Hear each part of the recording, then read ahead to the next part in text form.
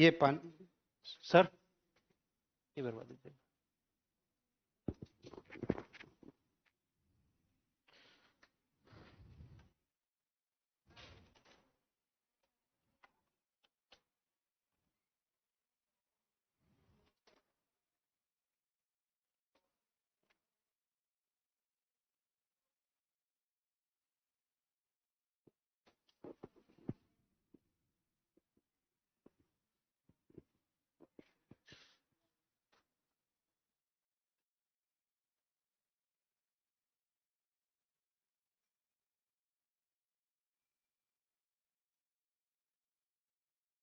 करें शुरू।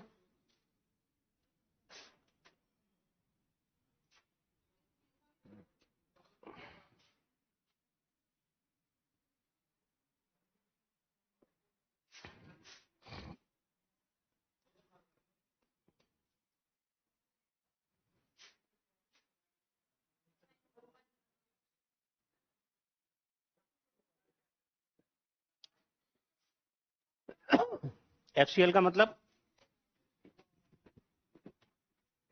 Framework class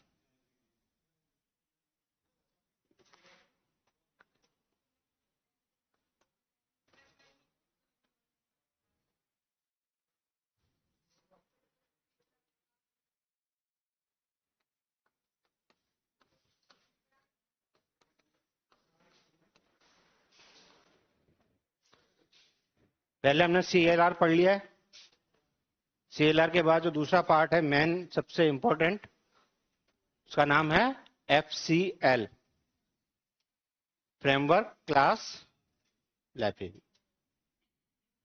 क्या करता है ये? .NET में जितनी भी रेडीमेड क्लास, मेथड, स्ट्रक्चर्स है ना, जितनी भी ये सब हैं, ये सब कहाँ स्टोर होते हैं? आपके FCL के अंदर। और इन क्लासेस को कहा जाता है नेम स्पेस। ठीक है, क्या कहा जाता है? Name space. तो लिखो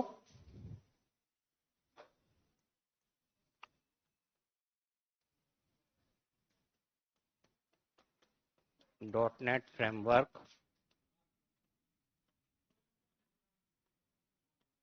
का FCL एक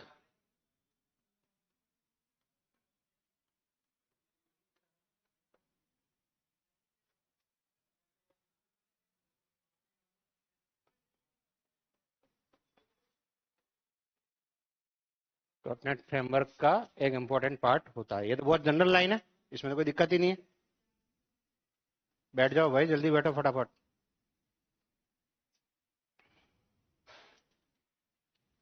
इसके अंदर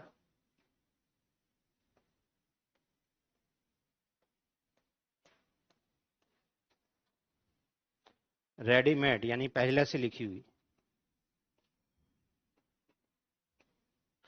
readymade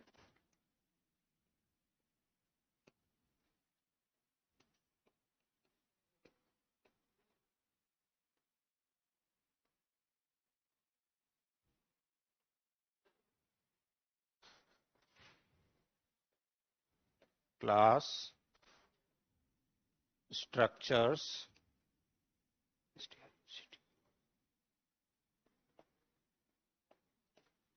interface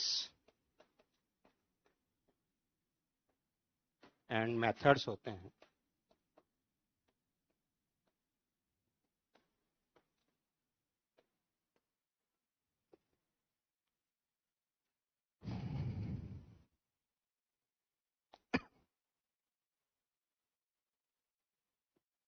in other words,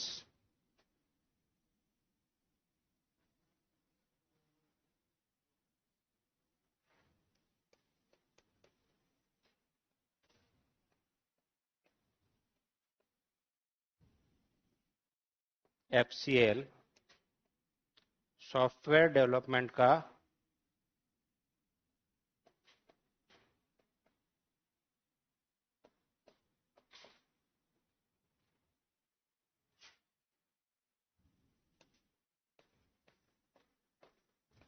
ready material है। क्योंकि इसमें ये सारी चीजें ऑलरेडी पहले से लिखी गई है, इसलिए क्या है, रेडी मटेरियल है।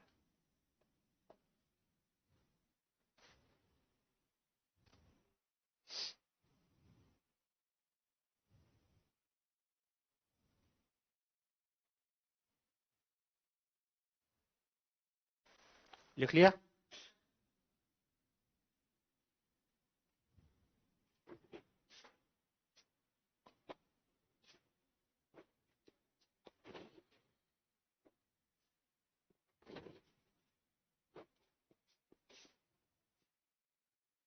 हो गया?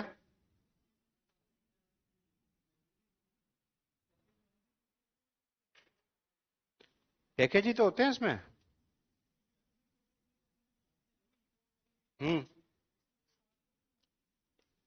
MSIL जो कोड बनता है वो तो होता है कॉमन।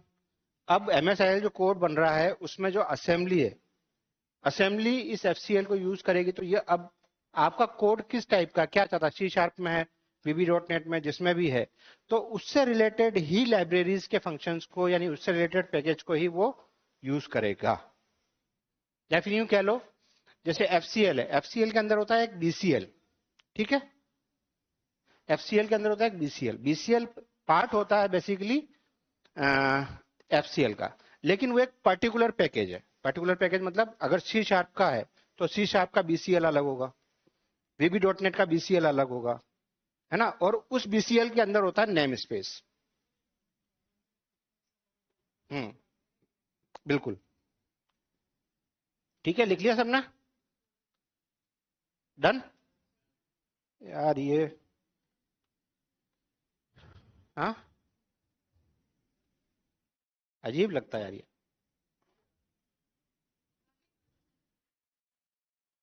आगे। हम्म। तो और अजीब लगेगा फिर मुझे। यहाँ लग कर लेते हैं, ज्यादा ठीक रहेगा।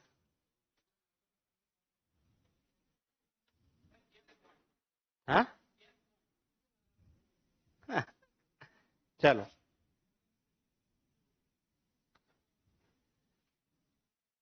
FCL में थाउजेंड्स ऑफ लाइब्रेरीज होती हैं।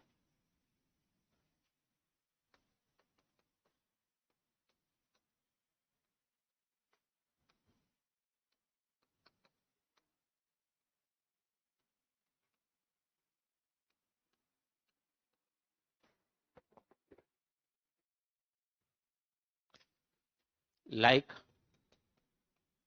अब लिखते जाना, जो इंपॉर्टेंट लाइब्रेरीज हैं वो लिखा रहा हूं मैं। पहली है फाइल हैंडलिंग।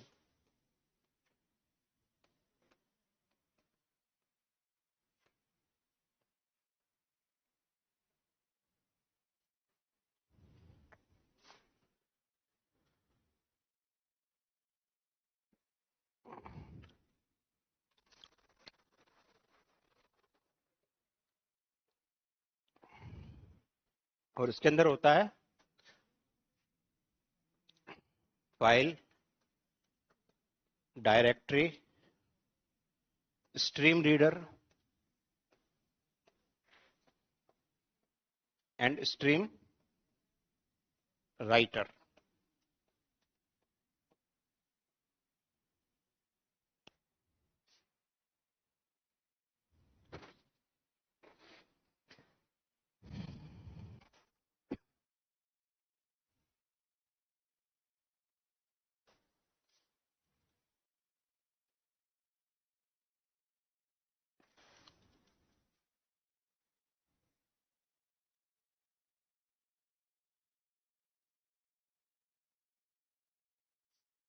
लिख लिया?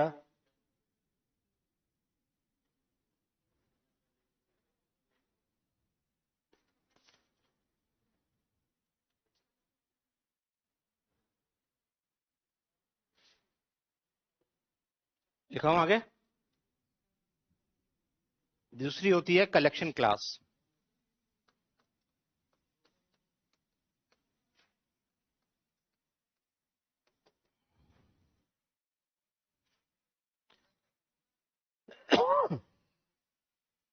इसके अंदर होती है लिस्ट, डिक्शनरी, स्टैक, क्यू, और एरे लिस्ट।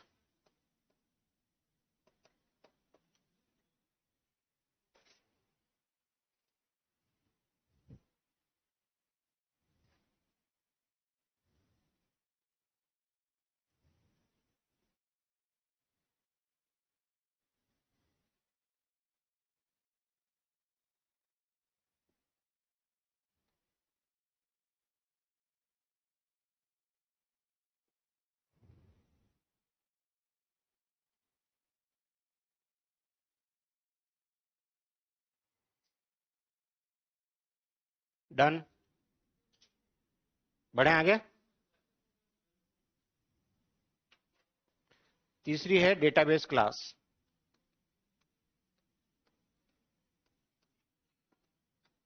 और इसके अंदर होता है एसक्यूएल कनेक्शन,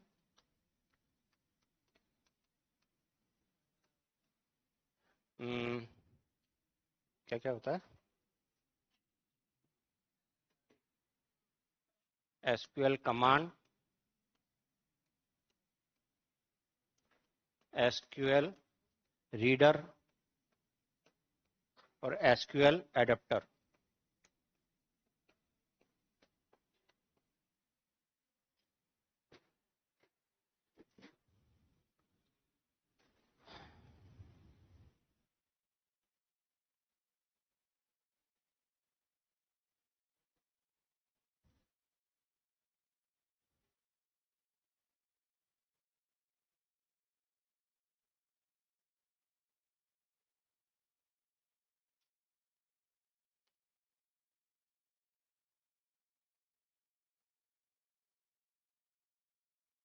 डन।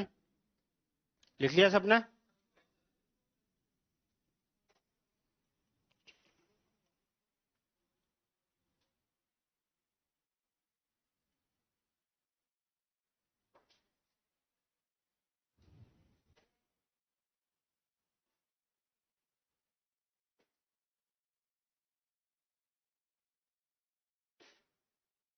हो गया। देन है networking class.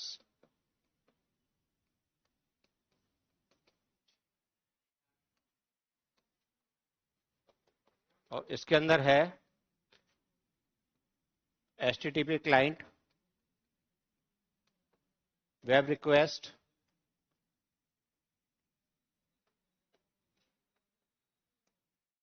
TCP client.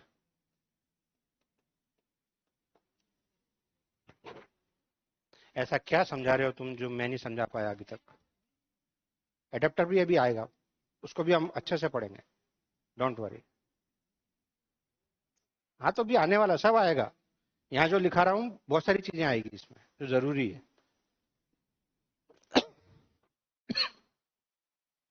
Then है मैथ, और इसके अंदर है math and then random.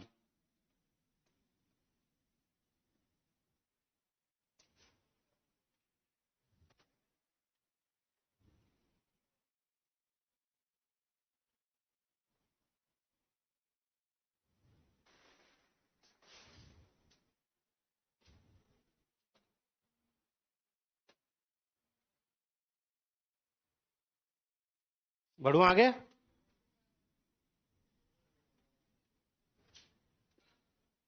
Photo नहीं खींचना है, लिखना है।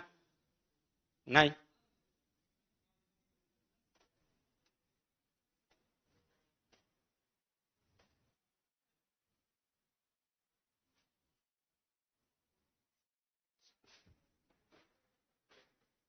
बढ़े। नेक्स्ट है स्ट्रिंग मैनिपुलेशन क्लास। और इसमें है पहला string and then string builder.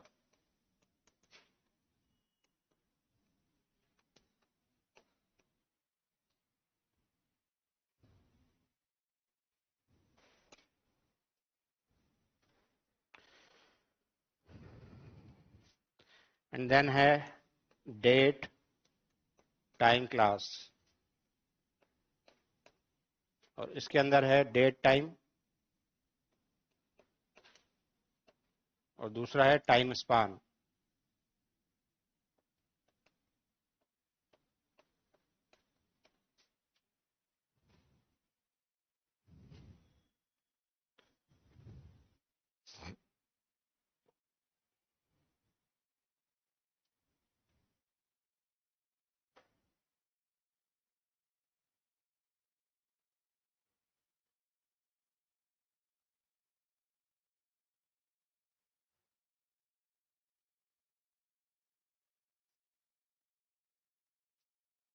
Done everybody? लिख लिया सबने?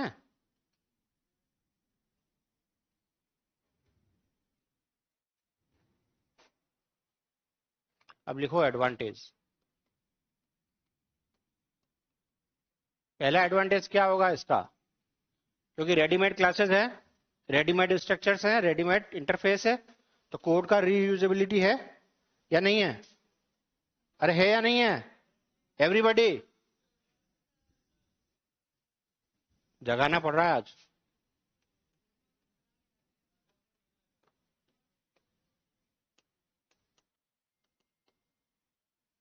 अच्छा, कोड की रीयूजेबिलिटी है तो डेवलपमेंट फास्ट है या स्लो है?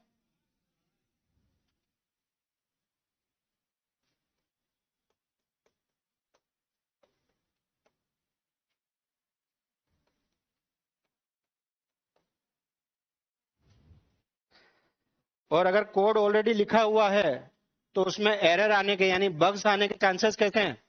कम या ज्यादा? बताओ। Less bugs.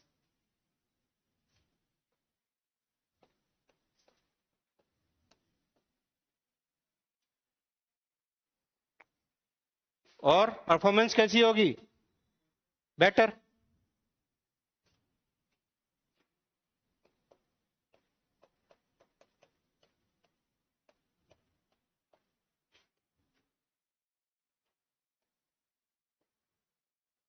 मेंटेनेंस।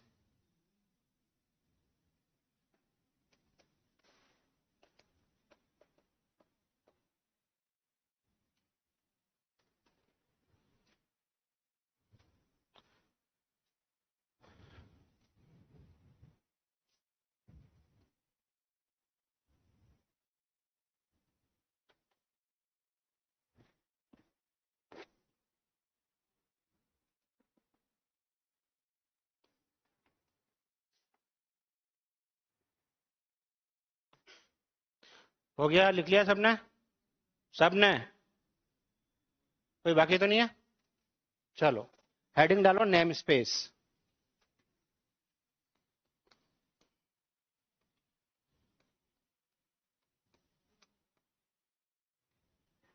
अभी थोड़ी देर पहले मैंने कहा था क्लास के पैकेज को क्या कहते हैं हम? नेम स्पेस कहते हैं। इसका दूसरा नाम है लॉजिकल कंटेनर। बेसिकली पैकेज, अगर फोल्डर भी है आपके कंप्यूटर में, कोई फोल्डर बना हुआ है, आपने उस फोल्डर का कोई नाम दे रखा है, जैसे मान लीजिए मूवीज, तो उसके अंदर वो फिजिकली एग्जिस्ट कर रहा है या लॉजिकली? लॉजिकली। तो उसके अंदर जो भी डेटा है, तो उस फोल्डर को क्या उस डेटा के लिए कंटेनर कह सकते हैं? नहीं कह सकते हैं? सेम कॉन्सेप्ट है उस कंप्यूटर के लिए भी और आपके फ्रेमवर्क के लिए भी। नेम स्पेस बेसिकली उस रिलेटेड सेम टाइप की क्लासेस को रखता है। जैसे मान लीजिए स्टूडेंट नाम की एक क्लास है, अब उससे रिलेटेड जितना भी मटेरियल है वो कहां जाएगा? उस नेम स्पेस में, स्टूडेंट नेम स्पेस में।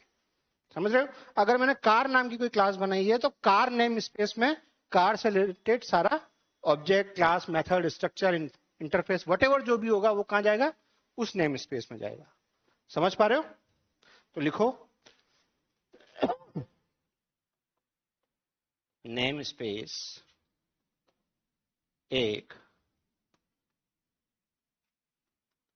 लॉजिकल कंटेनर होता है।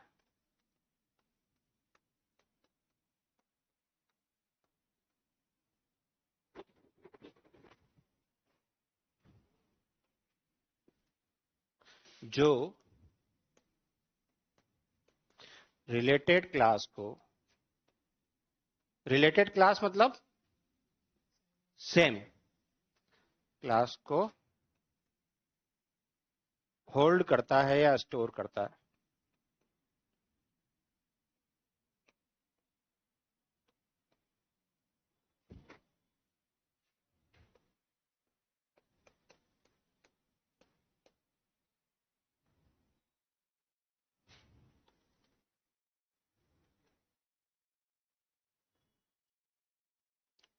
ठीक, अब एक लाइन अगर आप तुम लिखना चाहो तो जैसे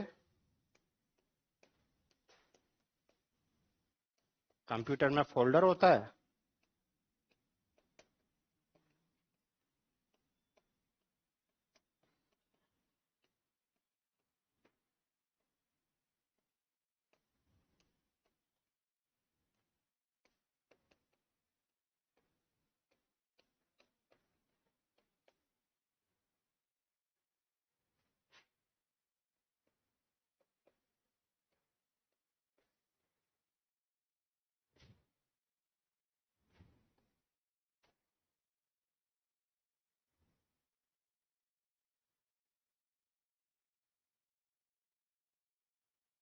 तो नेम स्पेस क्या है? फोल्डर। उसके अंदर क्या है? उससे रिलेटेड क्लास।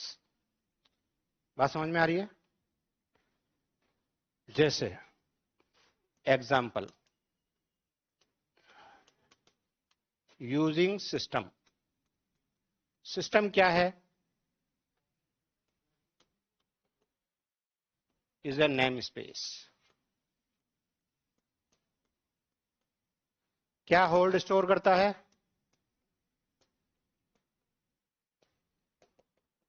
कोई idea? Console, math, string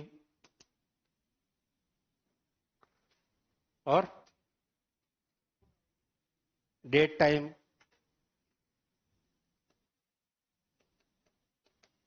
what जो भी इससे रिलेटेड है ना, एटसेट्रा कर दो।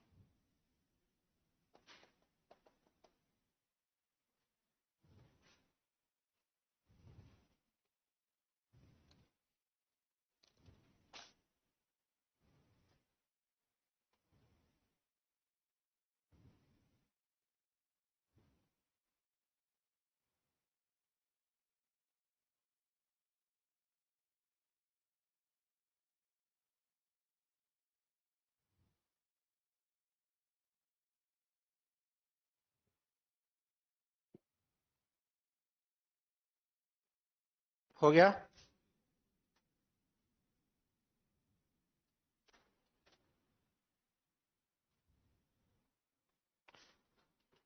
हो गया। हेडिंग डालो BCL।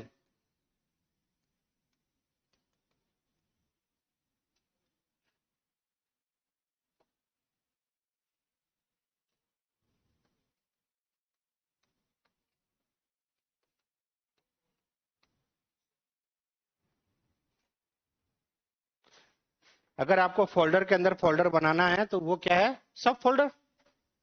इसी तरीके से बेस क्लास लाइब्रेरी, लाइब्रेरी के अंदर बेसिकली एक छोटा पार्ट होता है जिसके अंदर कॉमन क्लासेस आती हैं, है ना।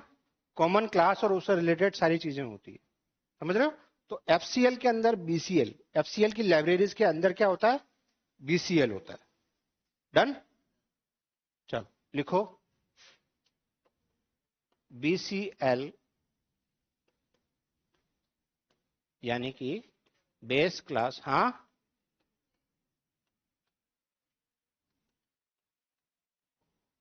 क्या हो गया?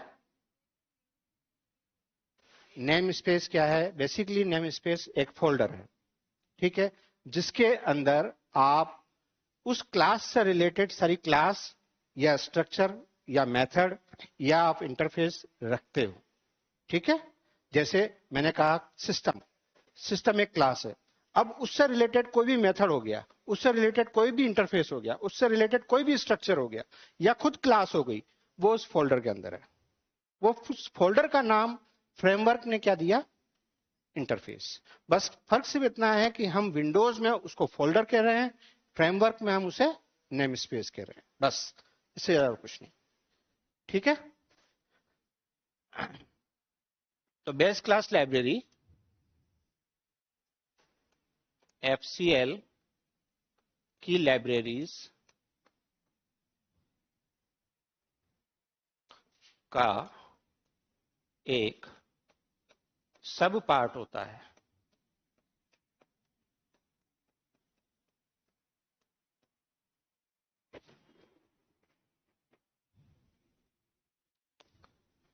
BCL में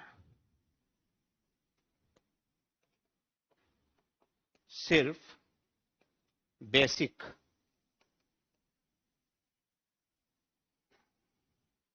एंड कॉमन क्लास का यूज होता है।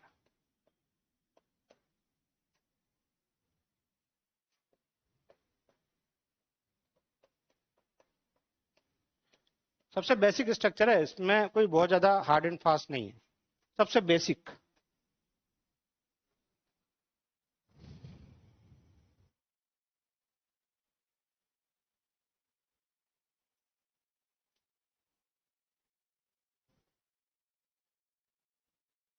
अब इसके अंदर एक नोट डालो, नोट एवरी BCL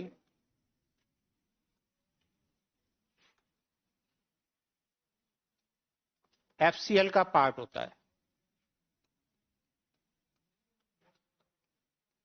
क्योंकि लाइब्रेरी कहां होती है?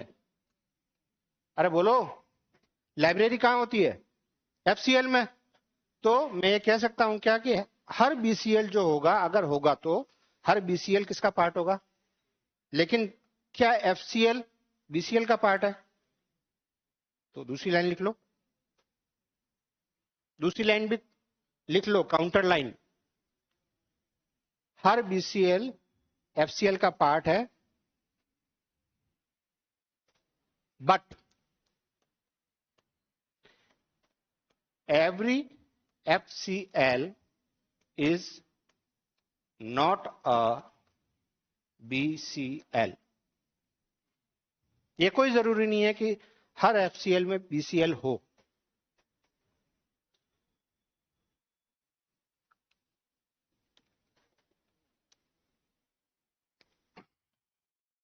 हाँ भैया, काहे मुस्कुरा रहे हो? हाँ हाँ, क्या गम है जिसको छुपा रहे हो? बोलो। हाँ,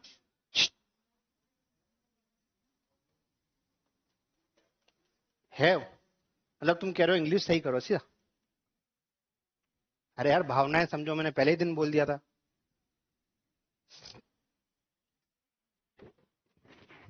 ये टेक्निकल क्लास है भैया, यहाँ अंग्रेजी का बहुत ज्यादा महत्व नहीं है।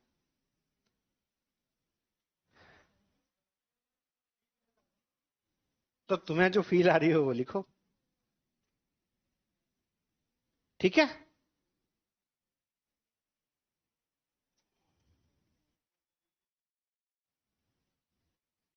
अब एक लिखो WPF, बहुत इंपॉर्टेंट पॉइंट है। WPF, मोबाइल रख दीजिए।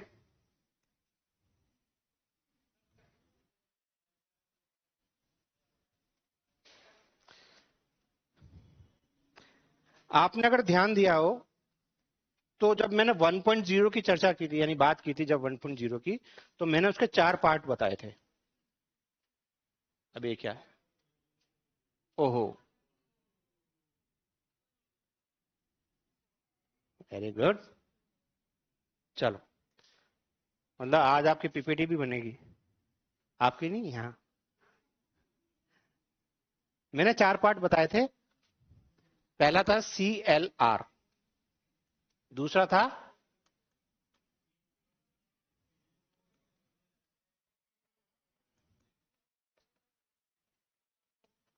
एंड फोर्थ वन इज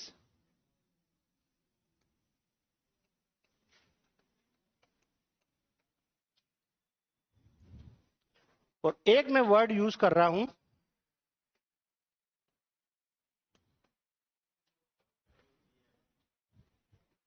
अब बहुत ध्यान से सुनना, इसके ऊपर क्वेश्चन आ सकता है, मुझे पता नहीं क्यों ऐसा लग रहा है ना?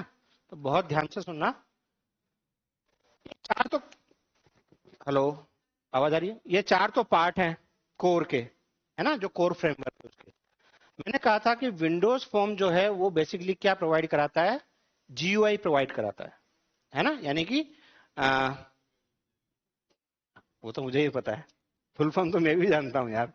मतलब बटन्स प्रोवाइड करा देगा, है ना, किसी भी आपको कंट्रोल करने के लिए मैनुअल कंट्रोल नहीं करना, आपको सब कुछ वर्चुअली कंट्रोल हो जाएगा। WPF भी यही करा रहा है, ये एडवांस जीयूआई प्रोवाइड कराता है। What is the basic difference between Windows form और WPF? अगर विंडोज फॉर्म दिया गया था तो WPF को इंट्रोड्यूस ही करने की जरूरत क्यों आई? तो इसका सबसे बड़ा कारण यह है कि एक तो ये एडवांस है, ठीक है, ये प्रोवाइड कराता था बेसिक जीयूआई, यानी कि 1D टाइप के आर्किटेक्चर्स को शो करने में बड़ा इजी था। ये 1D क्या होता है? जब हम कोई लाइन ड्रॉ करते हैं, ये 1D है। अगर किसी में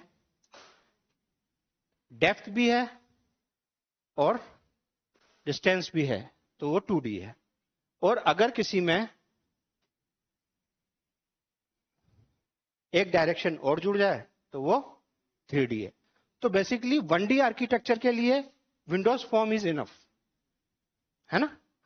लेकिन हमें अगर एनिमेशन देखने हैं, जो कि आप अपने मोबाइल पे देखते हैं, अगर हमें 2D 3D आर्किटेक्चर्स देखने हैं जो कि आप अपने मोबाइल या सिस्टम में देख रहे होते हैं, तो आपको ये फ्रेमवर्क में विंडोज फॉर्म बेसिकली सपोर्ट नहीं कर पाता था। इसके लिए क्या हुआ, WPF करके एक नया GUI इंट्रोड्यूस किया गया माइक्रोसॉफ्ट ने, और उसने कहा कि अगर आपको 1D से ऊपर 2D या 3D या फिर एनिमेशन पे काम करना है, go with WPF। Full form है विंडोज,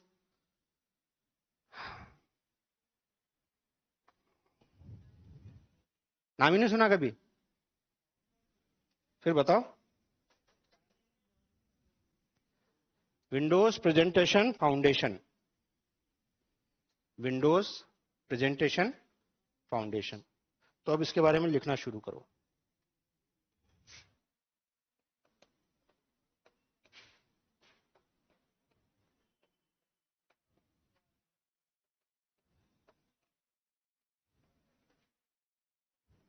एक्चुअली मैं आपको एक चीज बता दूं, और ये शायद मुझे 3-4 क्लास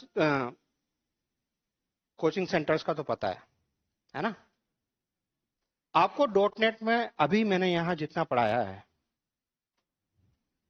3-4 जो बड़े बड़े सेंटर्स हैं उनको तो मैं दावे से कह सकता हूं कि वहां ये सारी चीजें नहीं पढ़ाई गई है, ठीक है। द रीजन बीइंग कि अभी तक 2022 या 23 में, कब हुआ था आपका एग्जाम? 22 में हुआ था। उसमें से dot net, AI, ML, data science, deep learning, है ना, या IDE, इनसे रिलेटेड एक भी क्वेश्चन नहीं आया था, मेरे ख्याल से नहीं आया। एक क्वेश्चन आया होगा, है ना, लेकिन डॉट नेट से रिलेटेड नहीं आया, है ना, और ML से रिलेटेड भी नहीं आया, बाकी चीजों से रिलेटेड भी। ML में कौन सा आया था? एल्गोरिथम पूछी थी?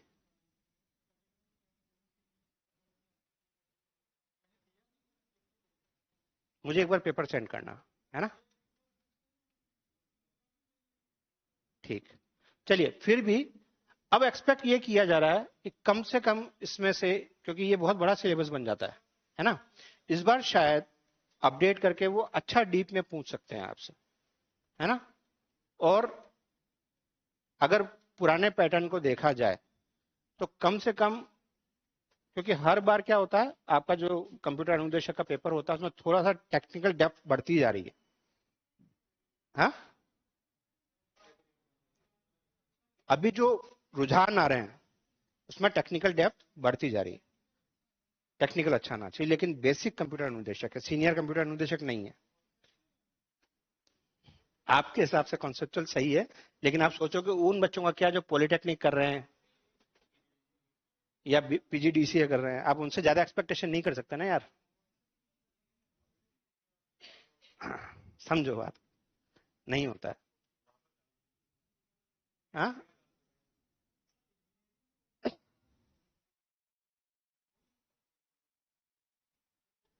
पर उनके सिलेबस में तो है, उनके सिलेबस में तो है ना, वो पढ़ना चाहें तो पढ़ सकते हैं, पर अगर वो पढ़ते ही नहीं है तो बात अलग है। बुक्स तो सब मिलती है, तो गवर्नमेंट क्यों प्रोवाइड कराएगी यार? भैया हायर एजुकेशन में कहीं पे भी नहीं होती है। आप एक्सपेक्ट ही मत करो किसी भी हायर एजुकेशन में कि आपको बुक्स मिलेंगी। क्यों? क्योंकि कोई भी मतलब वो क्या होता है, एनसीईआरटी टाइप का कोई बॉडी नहीं है ना, यूजीसी है या एआईसीटीई है। हाँ, चौड़ा रास्ता में मिलती है और एक टोंक फाटक में मिलती है।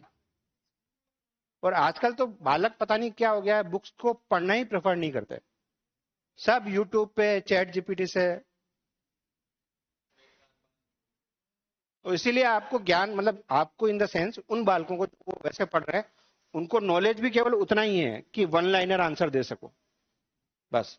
अगर उससे ज्यादा पूछ पूछ लो उनसे तो मामला फेल है, फैल जाते हैं फिर वो। चलो लिखो उसको थोड़ा सा। प्रोवाइड, इसको लिख लो थोड़ा सा। प्रोवाइड मॉडर्न जीयूआई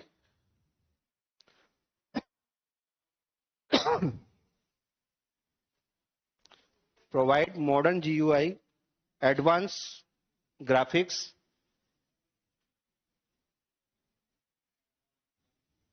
ब्रैकेट में लिख लो 2D 3D, bracket advance graphics bracket में 2D 3D।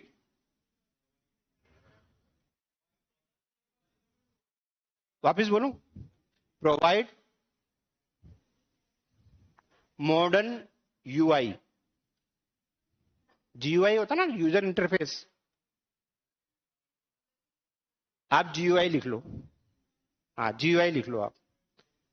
प्रोवाइड, एक चीज बिल्कुल क्लियर है, अगर आपको समझ में नहीं आ रहा, हेलो, अगर आपको समझ नहीं आ रहा मुझसे पूछ सकते हो, मैं पढ़ा रहा हूं तब बात नहीं, प्लीज, है ना। Provide modern GUI, then advance graphics bracket में 2D 3D। ध्यान देना, मैंने यहां 1D नहीं कहा है। 1D कौन प्रोवाइड करा रहा है? Windows form. And animation, and animation.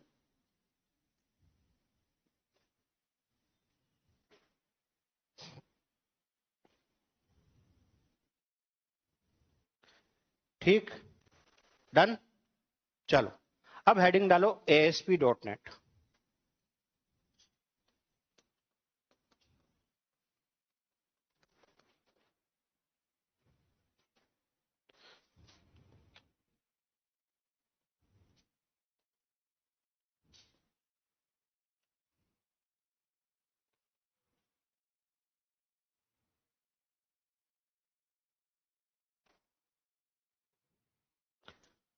Stand for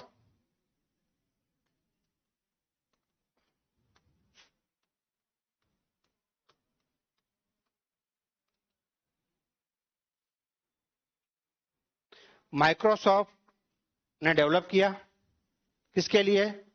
with the purpose of, अरे मैं यहां लिखूंगा, with the purpose of web development, है ना। लिखो ASP.NET एक वेब डेवलपमेंट फ्रेमवर्क है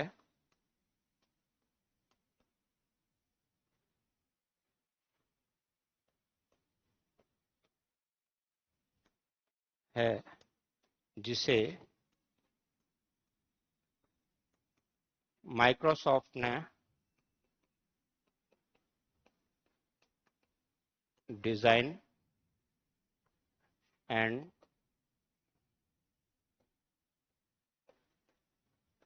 डेवलप किया। अच्छा, एएसपी सर्वर साइड है प्रोग्रामिंग इसकी सर्वर साइड प्रोग्रामिंग होती है या फिर क्लाइंट साइड होती है? ये समझते हो क्लाइंट साइड और सर्वर साइड क्या होता है? क्लाइंट साइड मतलब वो सिस्टम जिसपे आप काम कर रहे हो, सर्वर साइड होगी। देखो, what is the difference between client side and server side? आपकी एचटीएमएल के पेज जो होते हैं ना, आपके ब्राउजर में कौन कौन से पेज, मतलब कौन कौन सा कंटेंट चल सकता है? एचटीएमएल, सीएसएस और जावास्क्रिप्ट, ठीक है। लेकिन ASP.NET जैसी हाई लेवल प्रोग्रामिंग आपके उसमें नहीं होगी, ठीक है। बात समझ पा रहे हो? वो लोड नहीं हो पाती, इसलिए इसको कहा जाता है कि ये एक सर्वर साइड प्रोग्रामिंग होती है। बस ब्राउजर की वजह से ही उसे क्लाइंट साइड कहा जाता है, ठीक है। नेक्स्ट लिखो,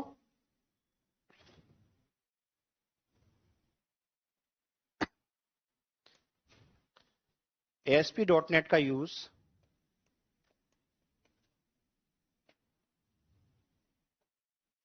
वेब पेज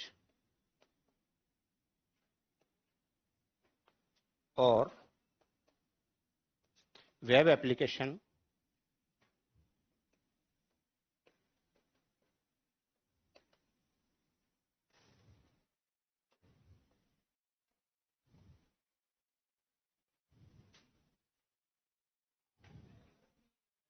लिखा नहीं? लिख लो पहले।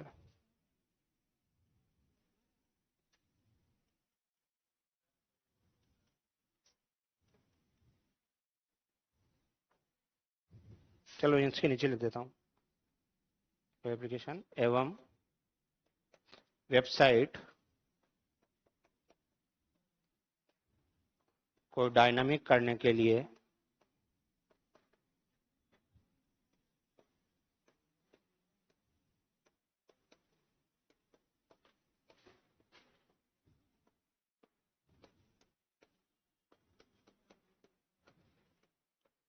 अब एक चीज ध्यान दो, HTML आपको डायनेमिक प्रोवाइड कराता है या स्टैटिक? इसीलिए मैंने यहां स्पेसिफिकली लिखा कि डायनेमिक करने के लिए किया जाता है। भाई एक काम करो, उठो और यहां आगे आओ प्लीज। हाँ,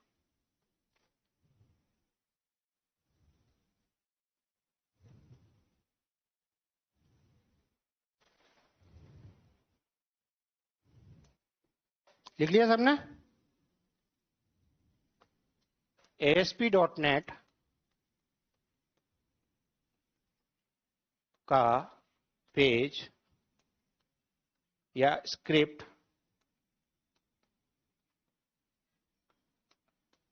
सर्वर पर रन होती है। ASP.NET को सर्वर साइड प्रोग्रामिंग कहा जाता है।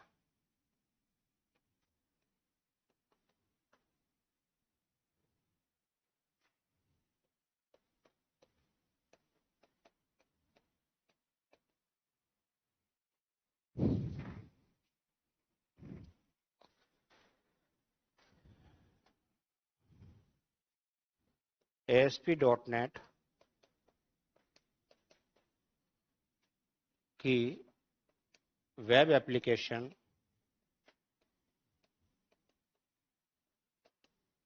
को एनवायरनमेंट CLR प्रोवाइड कराता है।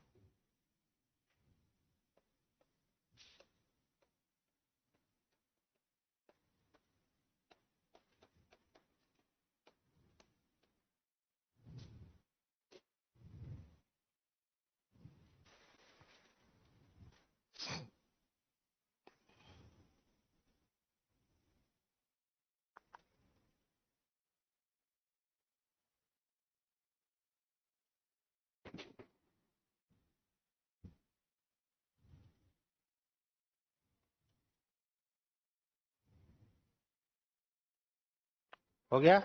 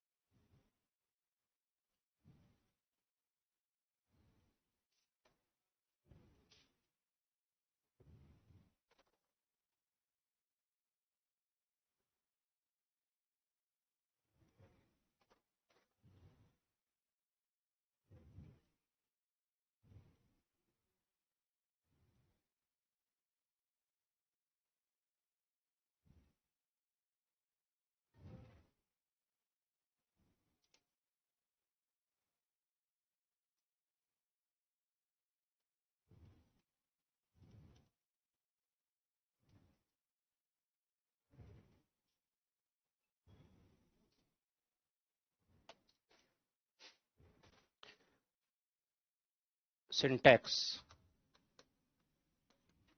डॉट ASP और डॉट ASPX।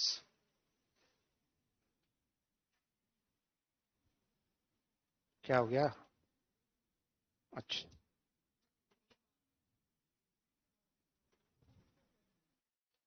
आता है।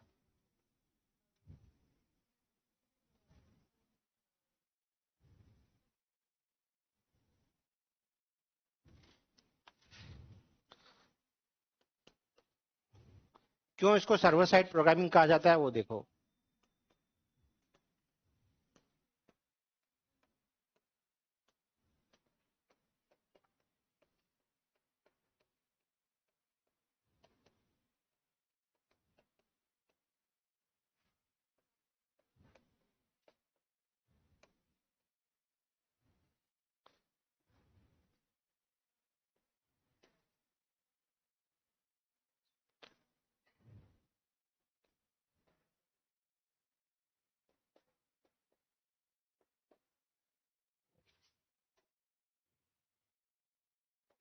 अब यहां पे जो राइट होगा, आपका अगर कोई ASP का प्रोग्राम है तो वो यहां पे आ जाएगा, अदरवाइज आप जो भी वर्ड लिखोगे वो यहां पे आ जाएगा।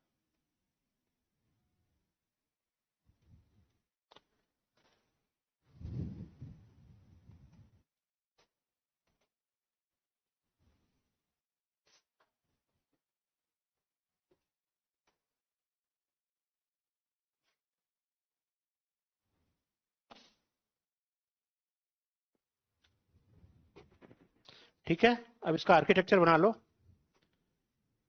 ये आपका क्लाइंट हो गया। एक मिनट रुक जाओ पहले।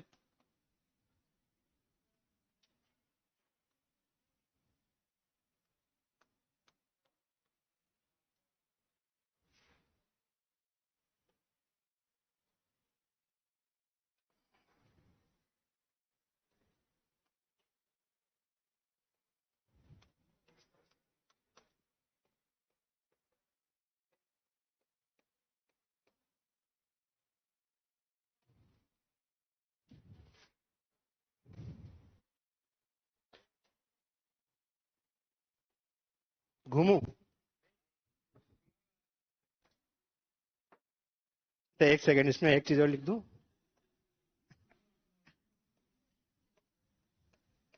ये कनेक्शन जो होता है ये स्टेटलेस कनेक्शन होता है, ध्यान रखना।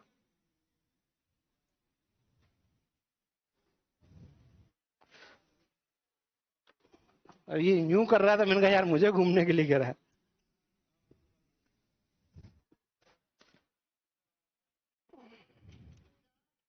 हाँ सर।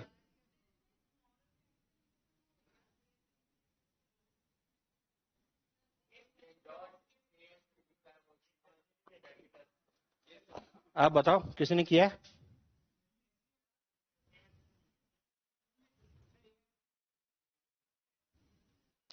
HTML में कभी केस सेंसिटिव वाला मामला हुआ है? फिर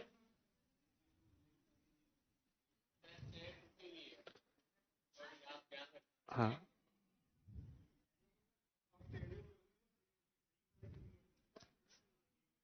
भाई गिरना होगा तो गिर ही जाएंगे यार। चलो ये लिख लिया, जल्दी करो। हाँ पूछ।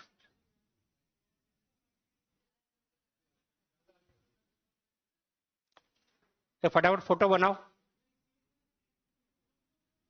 एक होता है,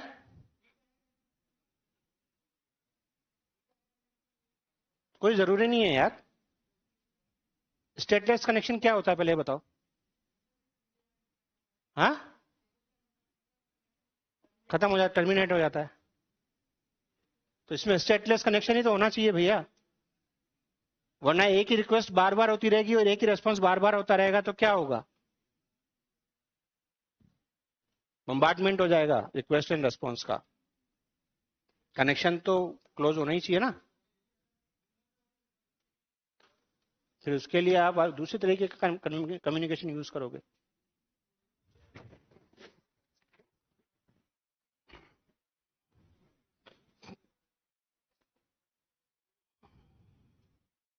आपने मोस्टली देखा होगा आपकी कितनी ही वेब एप्लीकेशंस ऐसी होती हैं जो कुछ टाइम बाद टाइम आउट हो जाती हैं, तो वो सारे कौन सा कनेक्शन यूज कर रहे होते हैं? स्टेटलेस कनेक्शन, क्योंकि यही ज्यादा सिक्योर है साइबर सिक्योरिटी के हिसाब से। डन। हेडिंग डालो edu.net।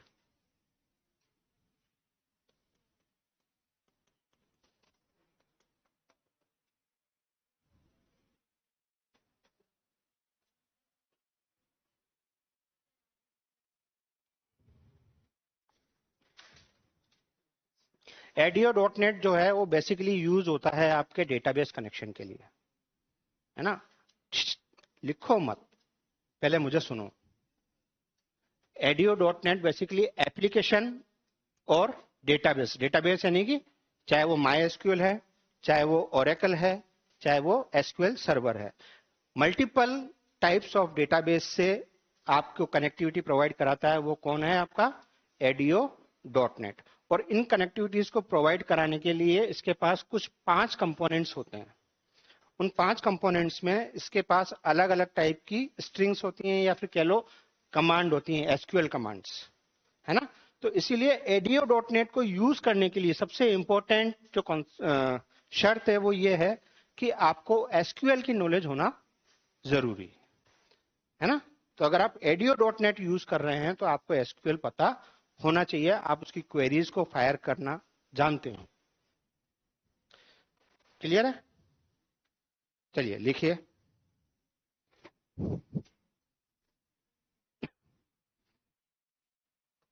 edu.net माइक्रोसॉफ्ट के द्वारा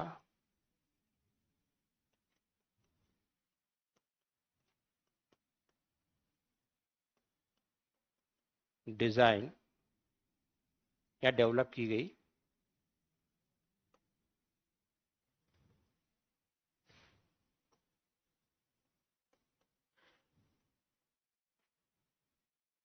डेटा या डेटाबेस एक्सेस टेक्नोलॉजी है।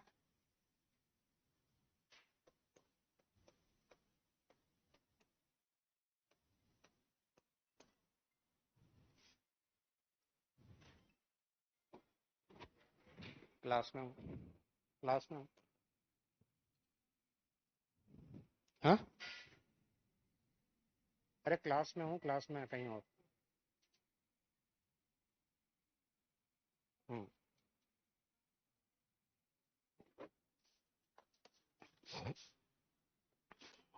जिसे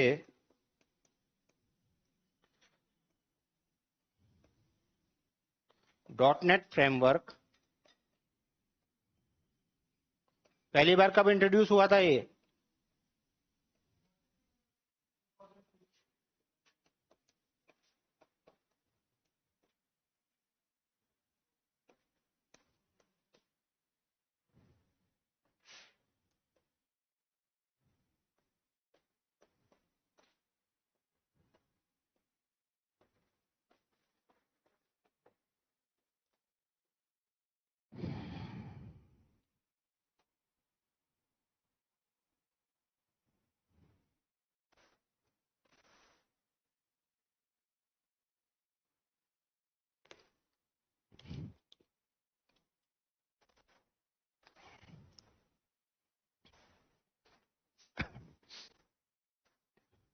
इसका मेन काम क्या था edu.net का?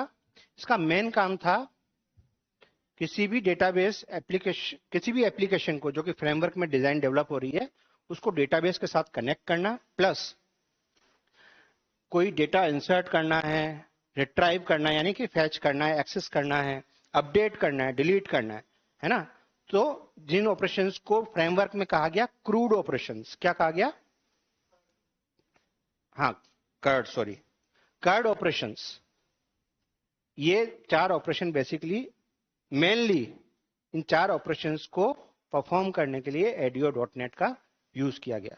ये कैसे करता है? With the help of 5 components जो हम अभी देखेंगे। तो लिखो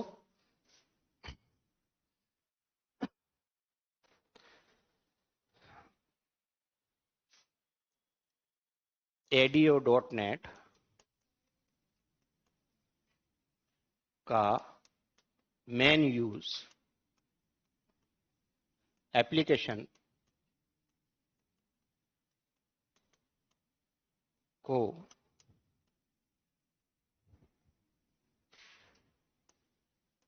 डेटाबेस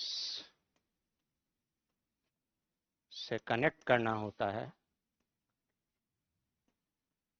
करना।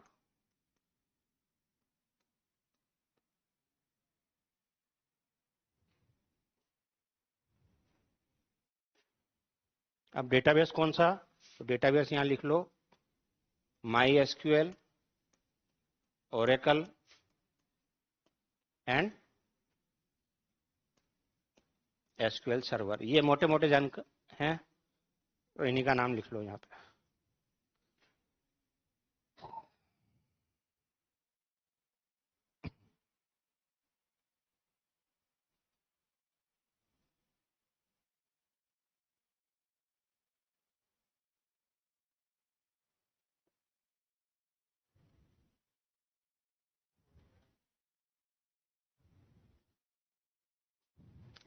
जो मेन काम है वो कौन कौन से हैं?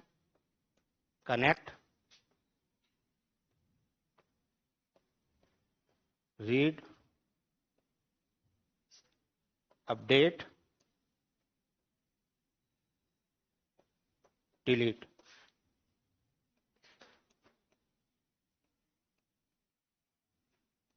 अब तुम इसे क्रूड पढ़ लो या कर्ड पढ़ लो, वट एवर, जो भी तुम्हारा इच्छा हो।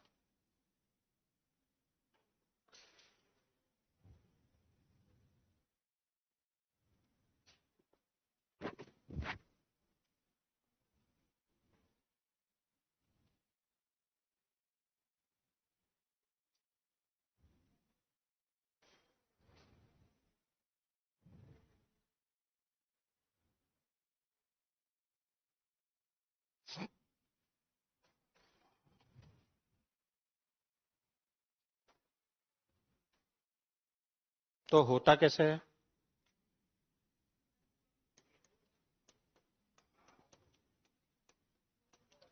अगर आपको कोई डेटा इंसर्ट करना है तो एप्लीकेशन रिक्वेस्ट भेजती है एडियो.नेट को,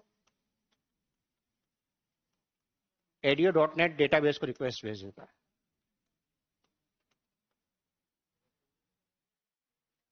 वो फाइनली जाकर के डेटा इंसर्ट हो जाता है कहाँ? डेटाबेस में। अगर फैच करना है यानी कि एक्सेस करना है,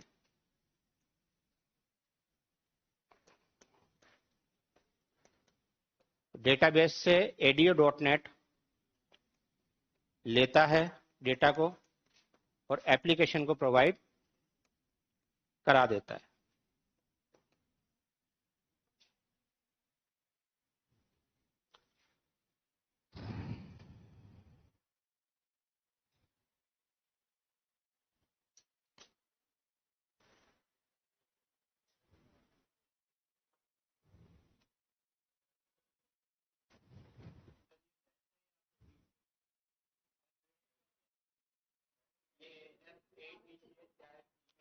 फैच, एक्सेस, एक्सेस करना, फैच करना, रिट्राइव करना। अरे यार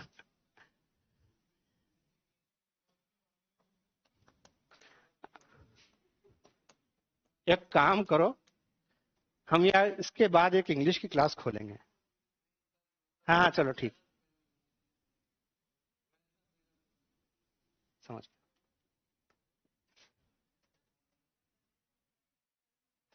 FATCH होता है फैच।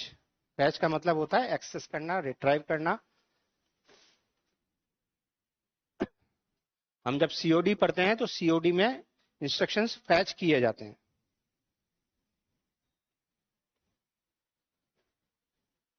COD मतलब समझते हो? Computer organisation design.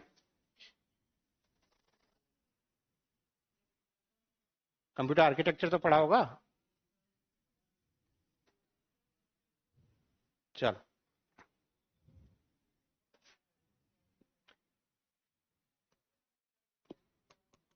Architecture architecture of ADO dot net, बात ना आए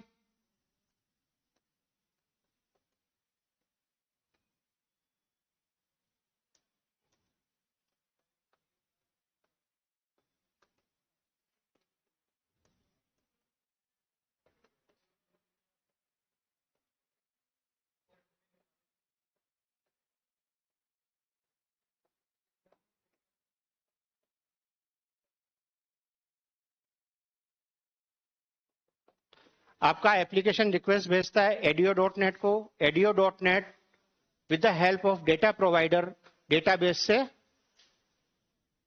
उस रिक्वेस्ट का रेस्पॉन्स ले लेता है।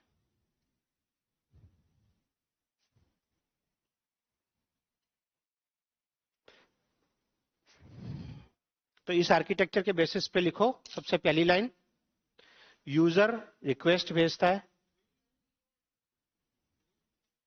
अरे जरा सा फोटो है यार, जल्दी बनाओ।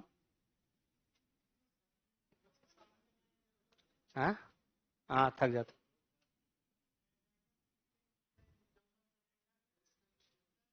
एग्जामिनर, थोड़ा जोर से बोलो। हाँ वो अब हम देखेंगे भी, पीपीटी में हम वही देखेंगे अभी के भी।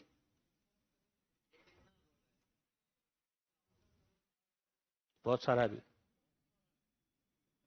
लिखो। यूजर रिक्वेस्ट देता है,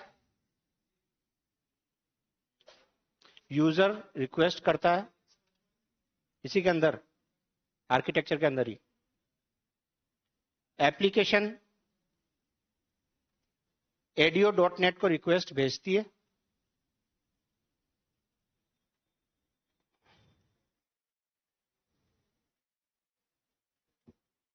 एप्लीकेशन एडियो डॉट नेट को रिक्वेस्ट भेजती है। एडियो डॉट नेट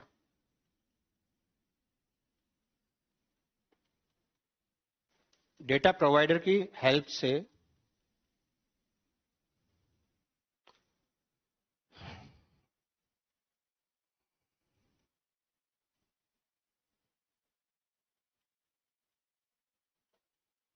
डेटाबेस से कनेक्ट करता है।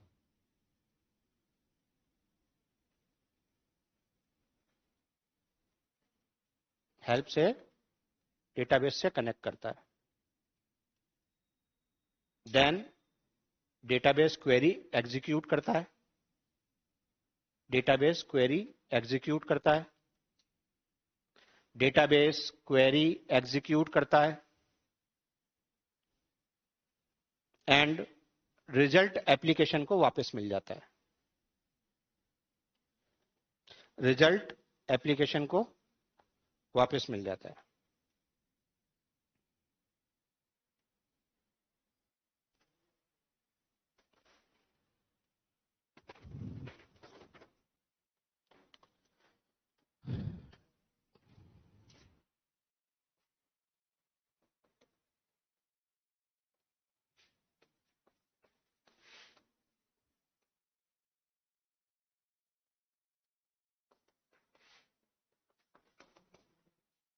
सबसे पहला कंपोनेंट है एसक्यूएल कनेक्शन।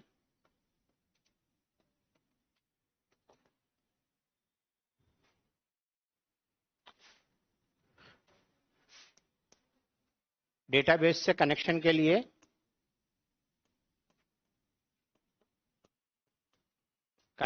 लिए यूज होता है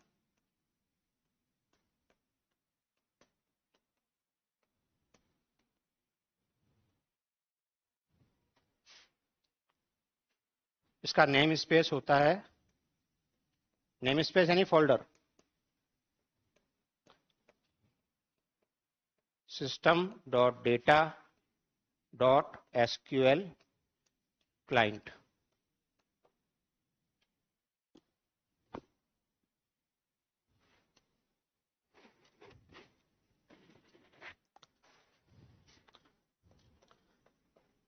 कनेक्शन को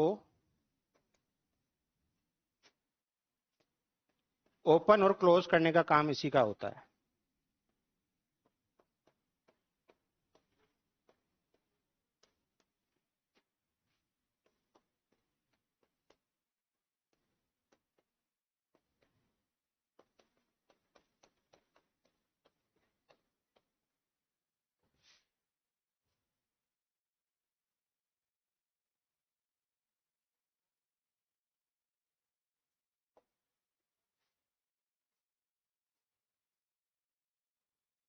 और उसके लिए ये दो मेथड का यूज करता है। सबसे पहले ओपन एंड दूसरा होता है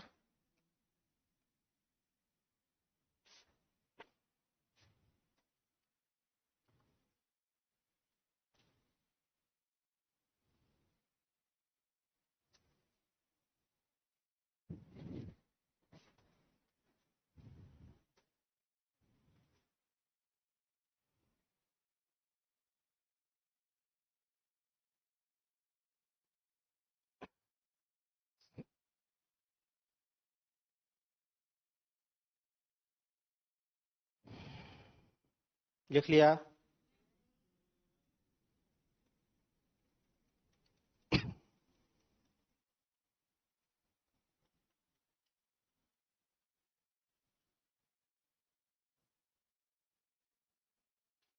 डन एवरीबॉडी।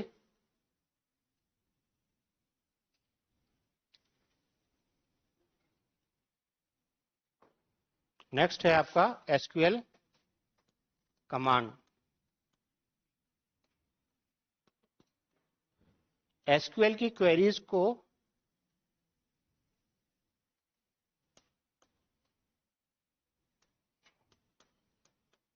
एग्जीक्यूट करने के लिए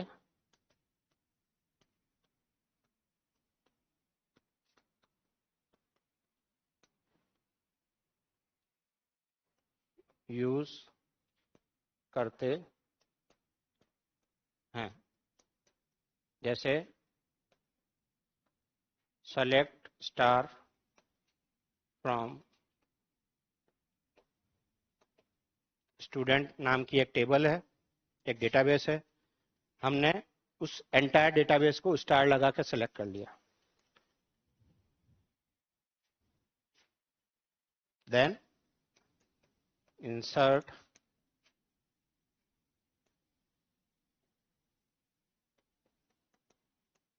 इनटू, क्या हुआ?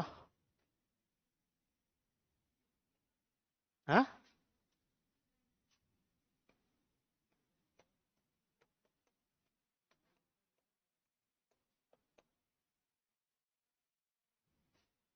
अब इसी तरीके से आप क्या, इसी तरीके से आपको अपडेट की क्वेरी भी लगानी है और डिलीट की क्वेरी भी लगानी है। ये सारी क्वेरीज मैं यहाँ नहीं लिखूंगा क्योंकि ये आपको पता होनी चाहिए।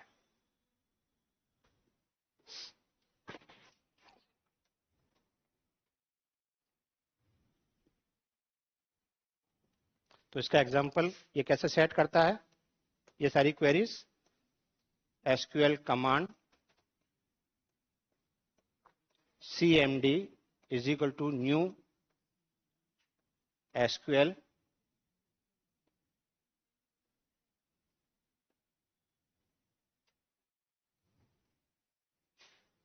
है ना, यहाँ पे ये कर दो।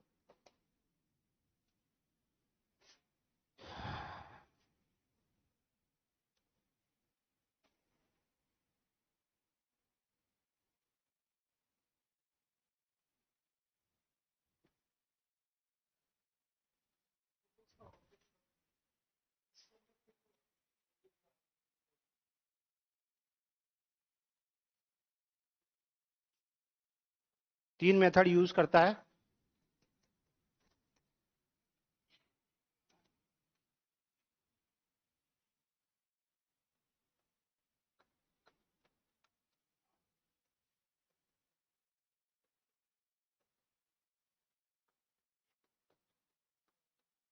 स्केलर और नॉन नॉन क्वेरी।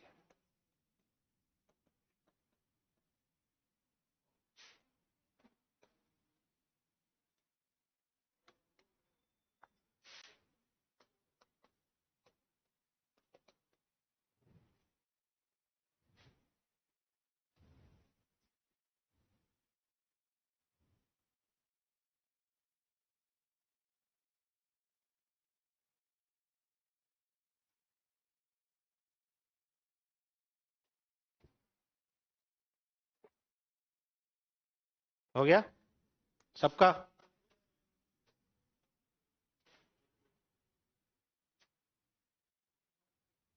थोड़ा जल्दी जल्दी करो अभी, वरना क्लास लंबी खींचेगी फिर।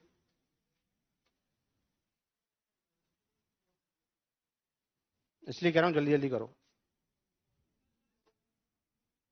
ये क्लास लंबी खिंच जाएगी, कल से दूसरा टॉपिक शुरू करेंगे ना।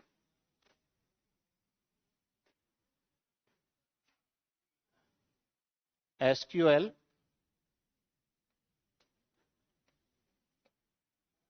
क्या है? तीसरा कंपोनेंट है SQL data reader.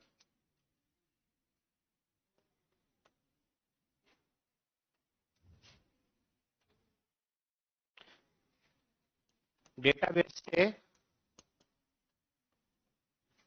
Data read करने का काम आता है।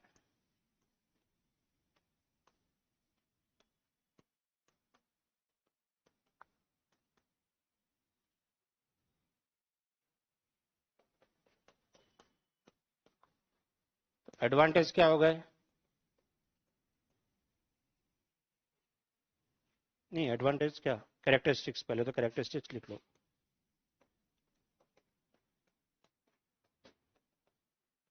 पहला कैरेक्टरिस्टिक्स है रीड ओनली,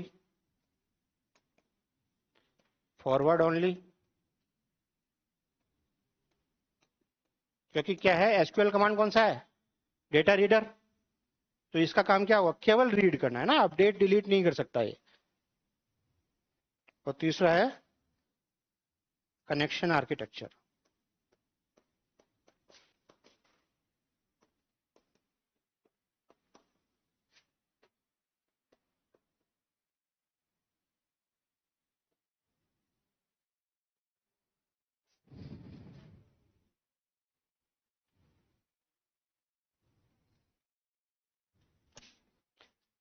नोट डाल के लिख लो।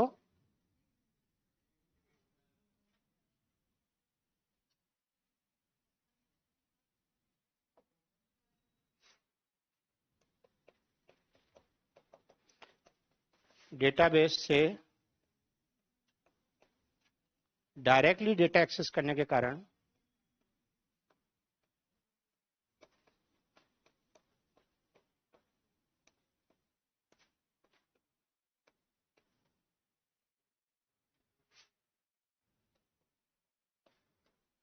बहुत फास्ट होता है।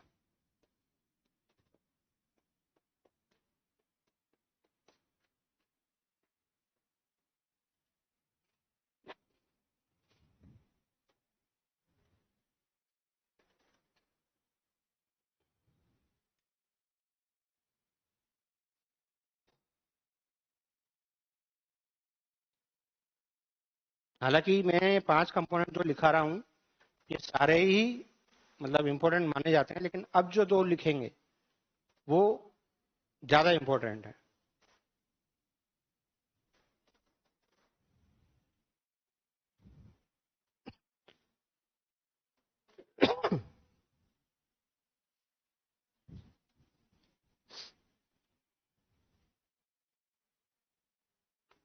लिख लिया सबने?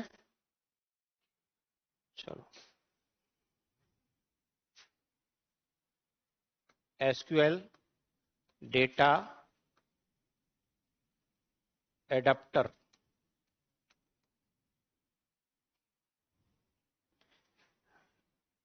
रह गया क्या बीच में? शायद यहाँ, हाँ, यह डेटाबेस और डेटा सेट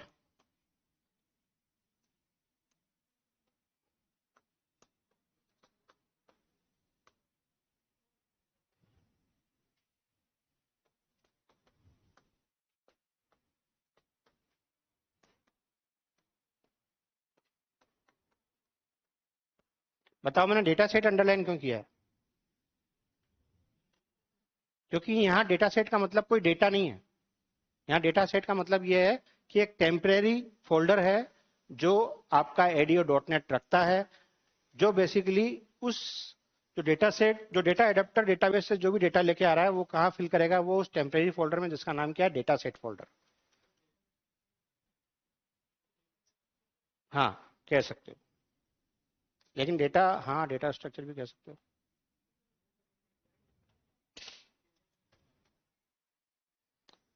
दूसरा लिखो लाइन, यह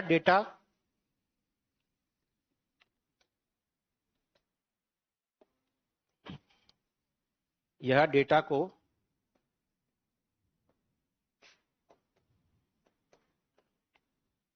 डेटाबेस से लेकर के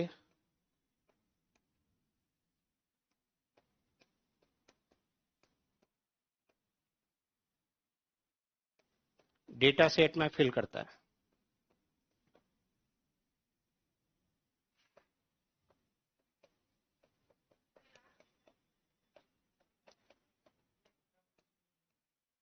डेटा सेट में फिल करता है। हाँ,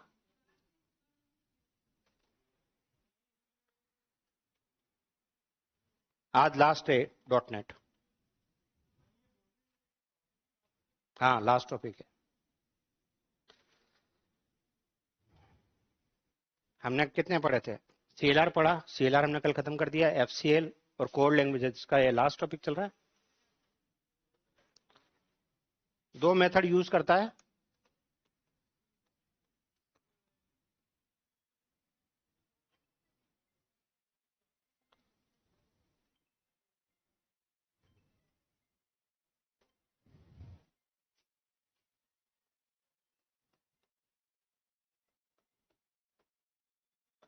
चले दिन भर में कोई फोन नहीं आएंगे, यहां आ रहा हूं तो फोन ही आएंगे। दिन भर बैठा रहूंगा, फोन का इंतजार, किसी का आ जाए, किसी का आ जाए, किसी का नहीं आता। हाँ हाँ, और यार गजब ही हो रहा है। अरे क्लास में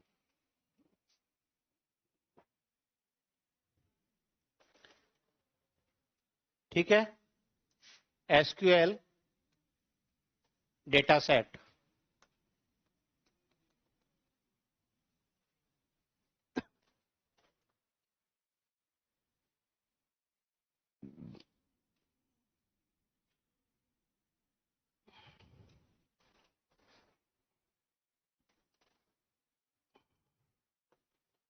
एसक्यूएल सॉरी डेटा सेट एक इन मेमोरी डेटाबेस होता है।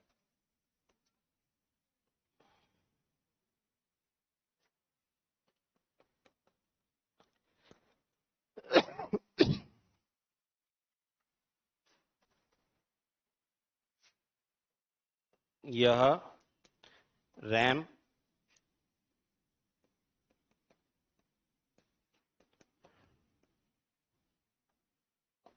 टेम्परेरी डेटा स्टोर करता है। एक बार कनेक्शन क्लोज हो जाने के बाद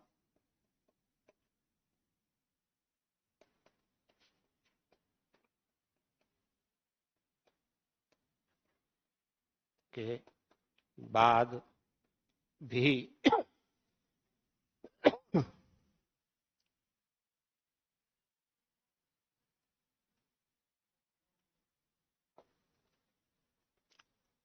डेटा डेटा सेट में रहता है।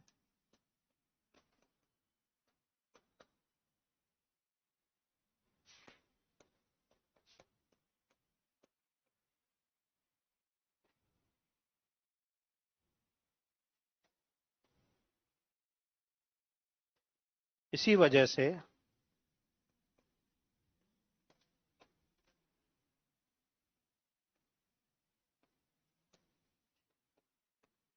इसे डिस्कनेक्टेड आर्किटेक्चर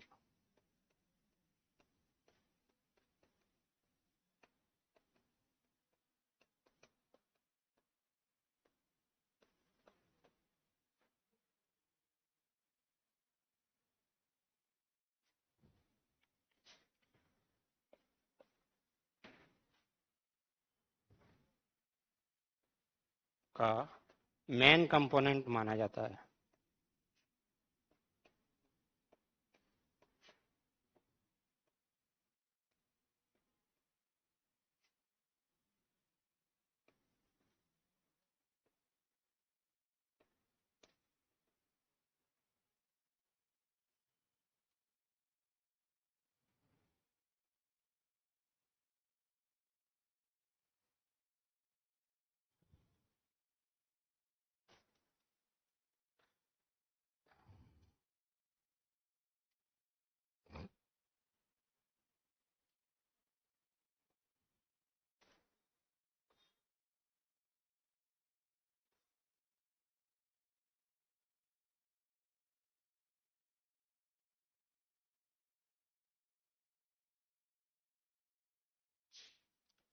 लिख लिया जल्दी।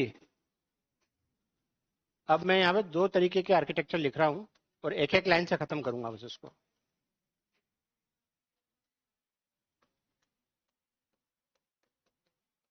कनेक्टेड आर्किटेक्चर और दूसरा होता है डिसकनेक्टेड आर्किटेक्चर।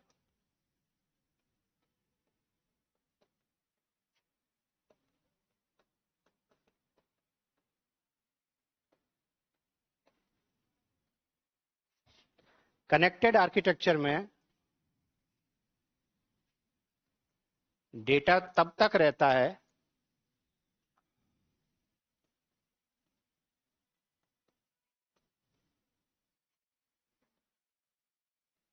डेटा सेट में रहता है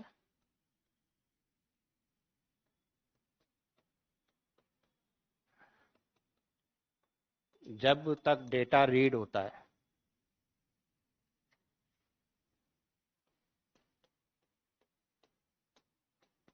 जैसे रीड होना बंद हुआ डेटा साफ। ठीक है,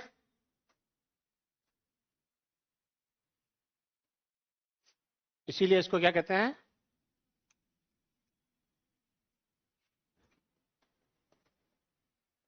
डेटा रीड होना बंद होने पर भी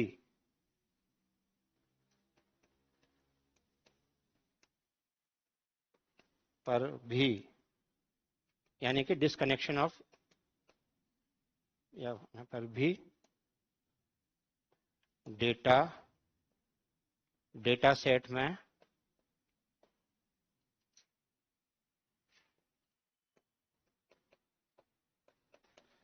रहता है।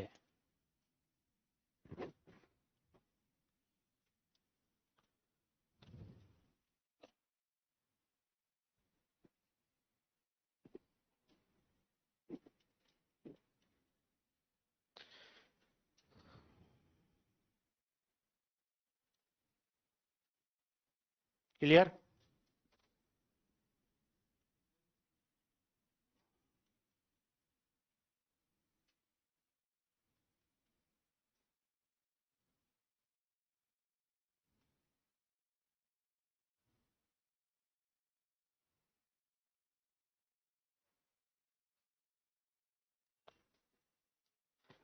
लेकिन इसमें एक एक लाइन और ऐड कर लो। जो कनेक्शन आर्किटेक्चर होता है, इसको कनेक्शन आर्किटेक्चर क्यों कहा गया है? डेटा रीड होता है तभी तक कनेक्शन है, लेकिन फिर भी ये कनेक्शन हमेशा ओपन रहेगा, ऑलवेज ओपन। और डिसकनेक्टेड आर्किटेक्चर जैसे ही डेटा सेट में डेटा लोड हो गया वो रहेगा उसमें, बट डेटा लोड होते ही कनेक्शन डिसकनेक्ट हो जाता है। ठीक है, इसीलिए इसको डिसकनेक्टेड आर्किटेक्चर और कनेक्टेड आर्किटेक्चर का है। जहां कनेक्टेड आर्किटेक्चर आ रहा है मतलब वहां क्या है, हमेशा ओपन रहेगा। वो कौन सा आर्किटेक्चर है? Connected architecture. जहां डेटा सेट में डेटा है लेकिन कनेक्शन क्लोज हो गया, इट मींस वो क्या है? Disconnected architecture. कनेक्टेड आर्किटेक्चर हमेशा सिंगल यूजर के लिए ज्यादा सही रहता है ना। डिसकनेक्टेड आर्किटेक्चर में मल्टीपल यूजर्स हो सकते हैं। डिसकनेक्टेड आर्किटेक्चर का सबसे बड़ा डिसएडवांटेज ये है क्योंकि इसमें डेटा सेट में डेटा लोड होता है और रहता है, इसलिए अगर लार्ज डेटाबेस है, बड़ा डेटाबेस है, तो इसका मतलब क्या है, क्योंकि डेटा सेट क्या है, एक तरीके की रैम में टेम्परेरी डेटाबेस। रैम के अंदर क्या है? Temporary database. ये मैंने लिखा है आप लोगों को डेटा सेट क्या होता है। तो अगर वो रैम के अंदर एक टेम्परेरी डेटा सेट है और डेटाबेस अगर लार्ज हुआ तो ज्यादा मेमोरी चाहिए या कम? बोलो, ज्यादा। इसीलिए ये इसका सबसे बड़ा डिसएडवांटेज है कि ज्यादा बड़ा डेटाबेस आ जाए तो यहाँ मेमोरी रिक्वायरमेंट बहुत ज्यादा हो जाती है। ठीक हो गई बात? समझ आ गए? सबको समझ आया है? कोई डाउट है किसी को? कुछ पूछना है? चलो, तो यहां पे आपका .NET कंप्लीट। अब इसके एडवांटेज डिसएडवांटेज ये लिखा हूं या फिर आप लोग खुद ही लिख लोगे? बोलो, ये भी लिखवाऊं?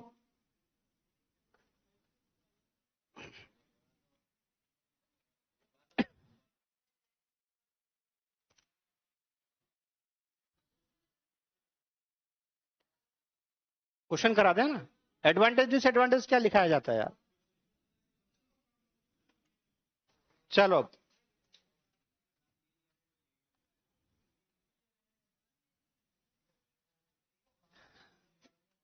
अच्छा जवाब अब मोस्टली आप लोग दोगे, है ना, क्योंकि अभी पढ़ के ही हटे हैं हम। पहला क्वेश्चन है, the source code in .NET is first convert into which form? Byte code. कौन कह रहा है? जावा में होता है byte code, MSIL। Machine code क्यों नहीं होता? क्योंकि JIT करता है। असेंबली भी, सॉरी, MSIL कोड में। या चश्मा लगा लेता हूं, कम दिख रहा है।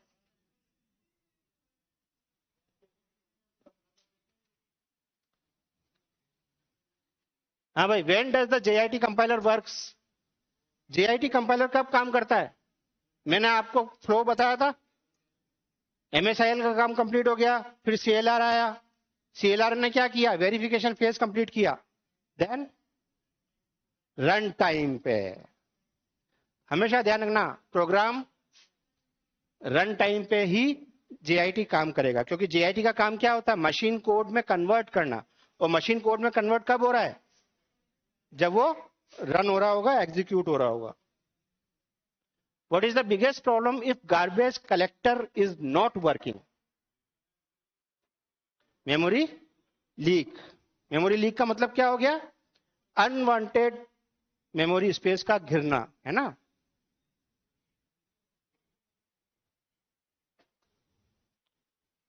Which CLR component convert MSIL into native machine code? Native machine code, machine code, JIT compiler. वो मेटा डेटा में कन्वर्ट तो नहीं करता है। मेटा डेटा कब जनरेट होता है?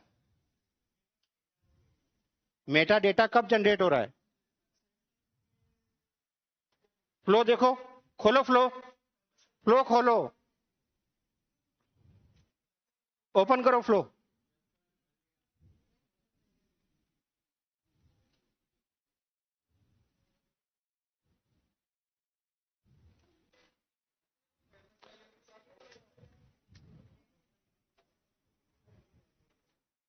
और मेटा डेटा रीड कब होता है फ्लो में?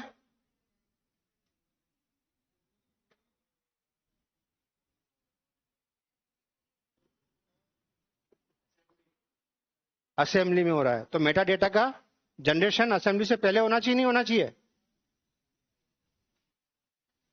Next, what is the primary purpose of CLI? मैंने बताया था, ये एक इंफ्रास्ट्रक्चर है जो रूल्स एंड रेगुलेशन डिसाइड करता है। CLR इसी के बेसिस पे बना है। तो क्या है? Provide a common standard for .NET language. Which of the following is not a component of .CLI? क्यों? बाकी के तीन क्यों नहीं हो सकते? CTS और CLS किसका पार्ट है? CLR के। MSIL किसका पार्ट है? CLR का। SQL server is. What is the main function of CTS? Full form बोलो। टाइप। तो कॉमन टाइप सिस्टम का मतलब क्या हो गया? ये डिफाइन करता है कि किस टाइप के डेटा टाइप आप यूज करोगे। तो बताओ, डिफाइन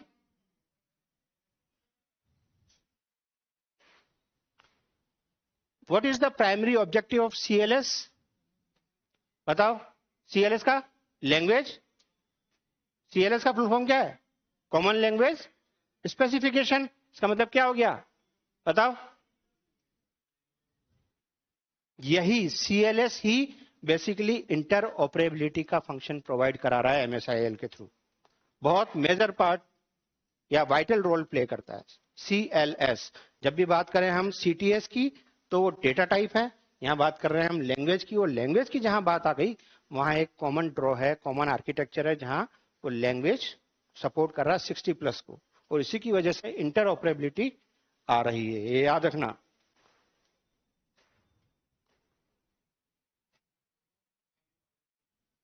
अभी कहां से हो गए? Meta data stores information about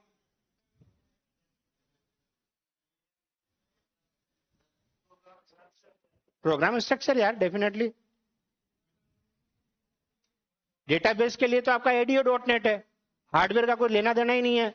operating system बिल्कुल अलग पार्ट हो गया। असेंबली की पहचान किस कंपोनेंट में संग्रहित होती है? विच कंपोनेंट स्टोर्स द, मैंने बताया था मैनिफेस्ट, वर्जन नंबर और ये सब डिपेंडेंसीज, सिक्योरिटी, ये सब किसमें लिखाया था मैंने? मैनिफेस्ट। नेम स्पेस क्या है? फोल्डर। सीटीएस सीएलएस पता ही है आपको, अभी हमने डिस्कस किया है।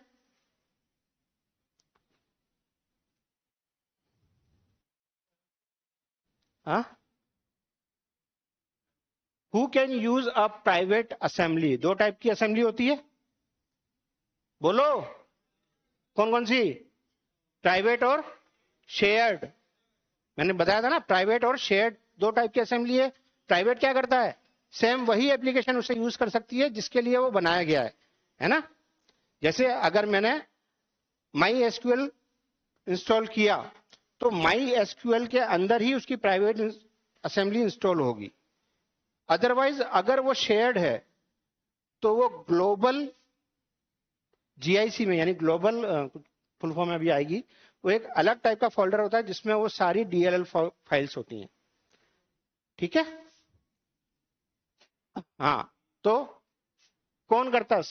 सारी applications, only the application for which it is, क्या आंसर आएगा? ए बी सी डी, कौन सा?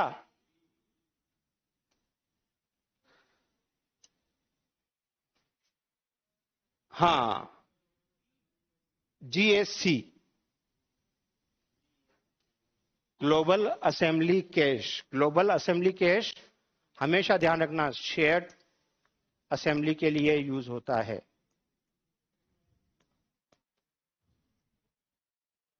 टेम्प फोल्डर में क्या स्टोर होता है? Temporary files. अरे इधर ध्यान दो भाई, हेलो, यहां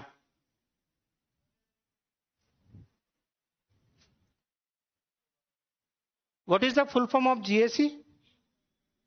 अभी अभी हमने पढ़ा है, ग्लोबल असेंबली कैश।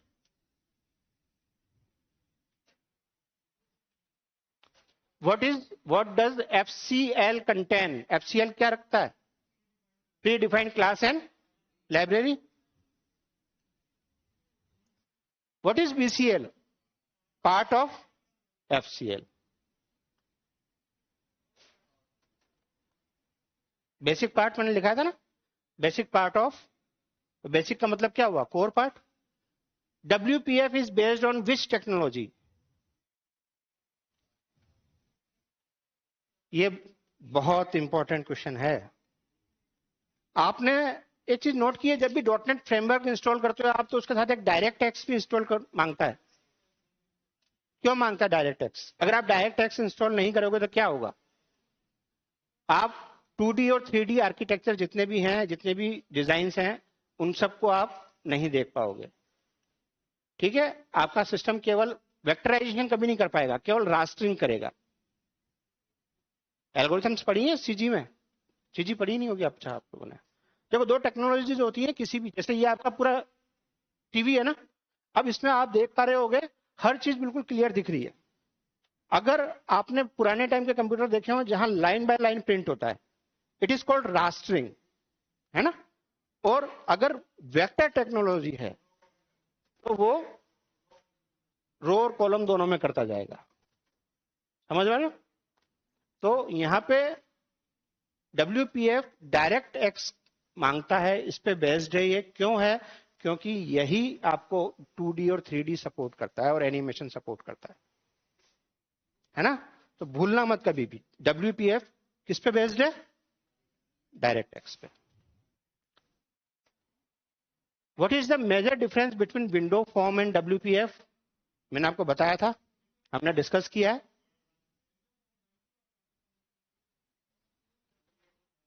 इसका आंसर बताओ पहले, कौन सा आंसर होगा? What is the major difference between Windows Form and WPF? Windows Form is for web development.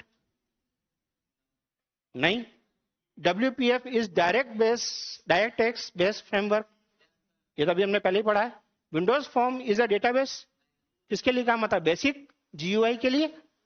Both are same. नहीं है. तो कौन सा आंसर सही है? Where is ASP.NET code is executed?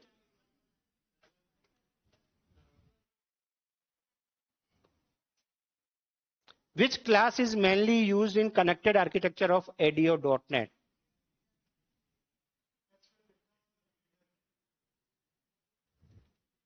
बताओ भाई. ADO.NET की कनेक्टेड आर्किटेक्चर में मुख्य रूप से किस क्लास का प्रयोग किया जाता है?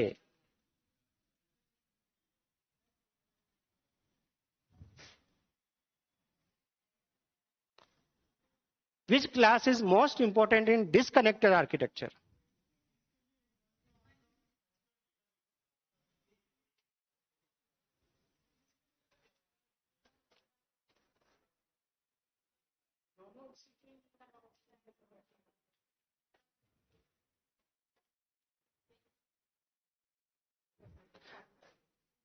मैंने जो बोला था ध्यान दिया ही नहीं आप लोगों ने, इसका मतलब डेटा सेट में डेटा आ गया, कनेक्शन डिस्क्लोज, डिस्क्लोज क्या, क्लोज, सॉरी, तो वहां कौन सा काम करेगा? आपको SQL कनेक्ट वहां पे बार बार यूज करना पड़ेगा. डेटा सेट में आ गया वो रहेगा उसमें हमेशा, लेकिन SQL कनेक्ट क्लास बार बार यूज होगी